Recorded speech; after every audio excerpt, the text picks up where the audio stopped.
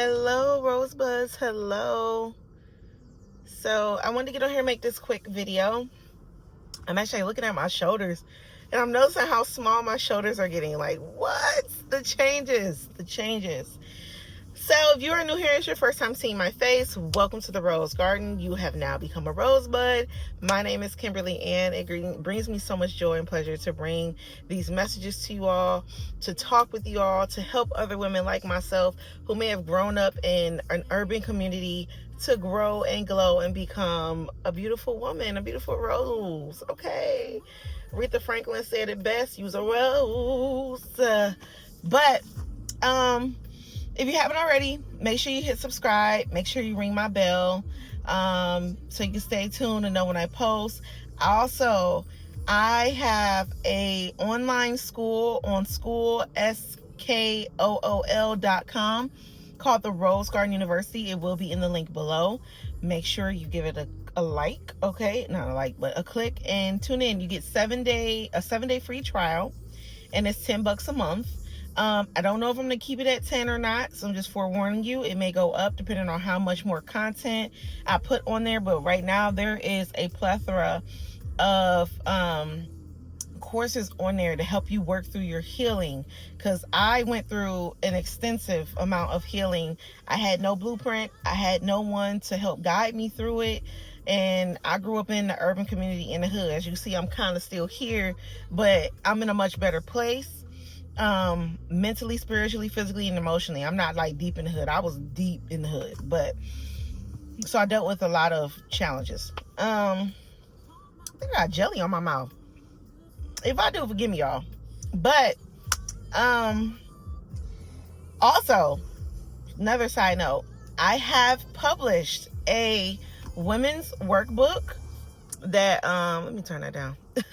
A women's workbook called Reclaiming Your Crown, that is now available on Kindle Select right now, and it is also available, it will be available on the Amazon store for purchase of the hard copy, which is a paperback. Like I said, it's a workbook, about 26 pages. There is information to read, there is journal prompts, there is also pages to write. So if you want to do your journal prompts and also answer some of the questions that are in there, which are questions that help guide you through your healing, you're able to write it in that workbook and save it. And I truly suggest that you save it, because you're going to want to refer back to it. So definitely save it, okay? Because as you heal, well, dang. As you heal, you're going to want to go back and see like your previous answers and things like that, okay?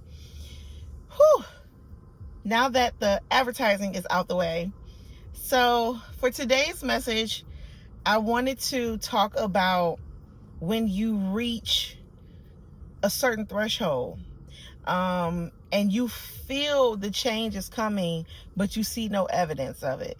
I don't want to talk about like what signs and stuff you'll see, because it's going to be different for everybody. But what I want you ladies or gentlemen, whoever watch this, to understand is the most key important task for you to do during that transition is for you to hold your vibration. And what I mean by hold your vibration is hold the visions that you see for yourself, hold that future you that you've been embodying. So if you've decided to be, how can I put this, more prayerful, like as your future self, you're more prayerful, this will be the time to stay prayed up, okay? You may not have been a praying woman in the past. That's okay. She's gone now. You're in that in between, because I'm in that space right now, and I did right. For me, I'm a woman that goes to God first for everything. So I have been having to keep retraining myself to remember to go to God before everything. I'm actually on my way, getting ready to leave my house now to go take an entrance exam to go to do my bridge program from LPN to RN. I'm so mad they're making me take an entrance exam, but that's okay. It's okay, because I've been doing a practice test and I haven't done that bad. So I just need to get the right score to get in, okay, so I can apply by September. And I've been holding the frequency of being the RN already, because if I'm already the RN, then I've already passed this entrance exam. I've already passed the classes that I needed to pass to get my RNs. I've already paid the tuition off. And let me tell you something. My job just approved the grant to pay for this semester already. And they said I still have $4,600 left. So my next semesters, or 2 semesters technically, is going to be paid off. My whole program is going to be paid by my job. It's going to be paid by my job. I want to tell you another example why staying on your frequency is key, because you can self-sabotage by trying to look for other outlets out of nervousness. I thought that my job had lowered how much they would give us or offer us to help with school. I tried to leave my job and go back to state, so therefore they'll pay $4,000 to go towards my schooling. And what ended up happening was I got blocked from going back to state. Why? I don't know, because I didn't quit unexpectedly. I wasn't fired. I worked out my 2-week notice, but I got blocked. The lady was like, I don't know why you're not allowed to come back here. She's like, it's not that you're not allowed to work the state. You just can't come back to this. I was like, why? I didn't even do anything. She was like, I'm still trying to investigate what's going on, because I remember when you were here. But I'm glad that block happened, because I would have self-sabotaged my blessing. My job, the amount that my job is giving out now, and they've actually decided to work with another program to help the staff get more. It actually covers my entire tuition plus my prereqs that I have one more to finish this semester. So if I had of gotten all in my head and worried and left, then I would have missed that opportunity. You gotta wait. I would have missed that opportunity. But thank God, first off, the divine blocked me. I'm going to say that the divine blocked me, and I stayed, and then I later found out my job is covering basically my entire tuition. They're covering the whole thing. So that's what I'm trying to tell you, ladies. When you know you have an end goal of where you want to go, where you want to be, sometimes doing less works out more for you. All you have to do is just embody the version of you that you're going to be. And since I decided to go back to school, trying to figure out how to pay for everything, I haven't even really been trying to figure it out. Things have been working out beautifully and easily.